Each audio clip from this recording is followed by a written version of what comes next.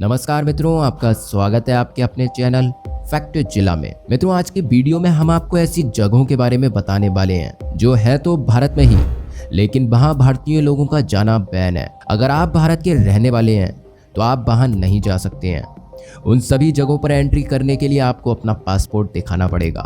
अगर आपका पासपोर्ट विदेशी है उसके बाद ही आपको एंट्री मिलेगी। मित्रों, भारत का कोई भी नागरिक घूमने फिरने के लिए देश के किसी भी कोने में जा सकता है। यह हमारे देश का संविधान यहाँ के नागरिकों को ये अधिकार देता है कि वो देश के भीतर जहाँ चाहे घूमे फिरे। लेकिन क्या सच में ऐसा है? आपको शायद यकीन ना हो, लेकिन हमारे भारत में ही ऐसी कई जगह हैं जहां भारतीयों को ही जाना मना है। आप चाहकर भी वहां नहीं जा सकते हैं, जबकि उन जगहों पर भी भारत सरकार का ही कानून चलता है। यह हैरानी की बात तो है मित्रों कि भारत की धरती पर मौजूद उन हिस्सों में विदेशी जा सकते हैं, लेकिन भारतीय नहीं। कई मौकों पर इसको लेकर विवाद भी हुए हैं, लेकिन भारतीयों को जाने की मनाही वहां अब भी जारी है। चलिए जानते हैं इन जगहों के बारे में। मित्रों, यदि आपने अपने इस चैनल को अब तक सब्सक्राइब नहीं किया है तो सब्सक्राइब जरूर कर लीजिएगा। साथ में बेल आइकन को ऑल पर सेलेक्ट करना ना भूलें। नंबर 1, ऊनो इन होटल बेंगलोर। मित्रों, ये होटल बेंगलोर में सन 2012 में केवल जापानी लोगों के लिए बनाया गया था। हालांकि ये शीघ्र ही बंद हो गया था। साल 2014 में जब ये लोकप्रिय होटलों की गिनती में था, कुछ ऐसी घटनाएं हुई यहाँ पर जिसकी वजह से इसे भेदभाव और जातिवाद मामलों की वजह से बेंगलोर सिटी कॉर्पोरेशन द्वारा बंद करवा दिया गया था। नंबर 2, सेंटिनल द्वीप, अंडमान।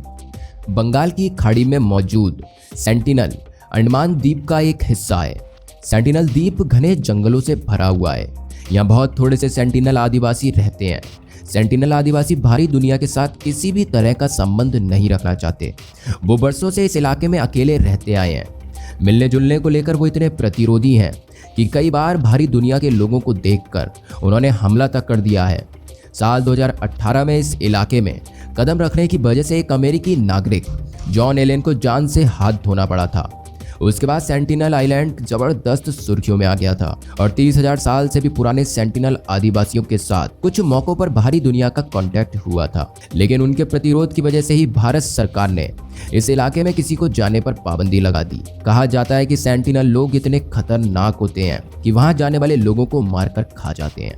नंबर 3, सेंटिनल द्वीप free Kossel cafe, Himachal Pradesh. मित्रों, हिमाचल प्रदेश का कसौल गांव एक पर्यटक स्थल है। यहाँ बड़ी संख्या में इजरायली पर्यटक आते हैं और लंबे समय तक रहते हैं। इस इलाके में ज्यादातर आपको इजरायली सैलानी ही दिखेंगे। इसी वजह से कासोल को मिनी इजराइल भी कहा जाता है। हशीश जैसा नशा यहाँ आसानी से मिल जाता है। कहा जाता है कि नशे के लिए ही इजरायली यहाँ आकर रहते हैं। कासोल में ही एक इजरायली कैफे है जिसका नाम है फ्री कासोल कैफे। यहाँ आपको हर जगह हिब्रू भाषा में लिखे बैनर पोस्टर दिख जाएंगे। यहाँ इजरायलियों का पसंदीदा खाना भी मिल जाएगा। साल 2015 में ये कैफे उस वक्त चर्चा में आ गया था जब एक भारतीय महिला को कैफे ने सर्वे करने से मना कर दिया। बताया गया है कि इस कैफे के भीतर पासपोर्ट देखकर ही जाने दिया जाता है। इस कैफे में अपने साथ हुई घटना की कहानी महिला ने फेसबुक पर शेयर की, जिसके बाद इसकी कहानी वायरल हो गई थी।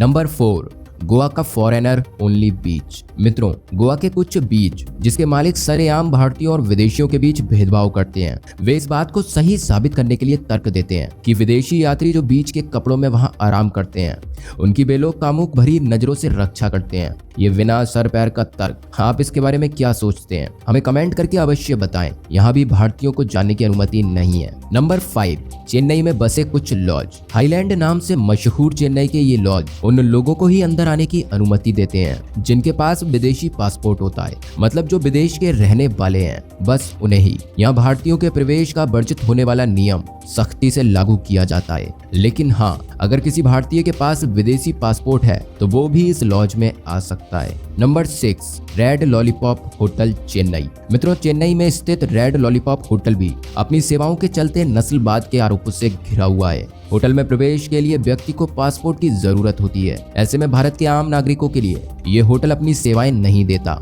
होटल का दावा है कि वो पहली बार भारत आने वाले पर्यटकों को सेवा प्रदान करता है।